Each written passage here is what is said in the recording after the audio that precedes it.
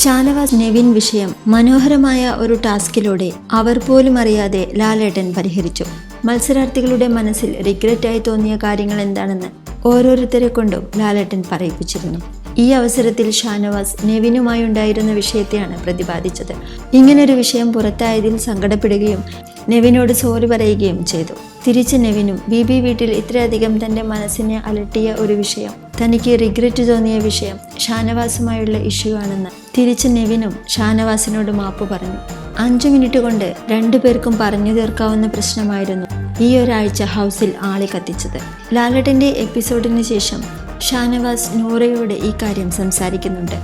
ലാലേട്ടൻ എത്ര മനോഹരമായാണ് ഈ കാര്യം കൈകാര്യം ചെയ്തത് എന്ന് ഷാനവാസ് പറയുന്നു.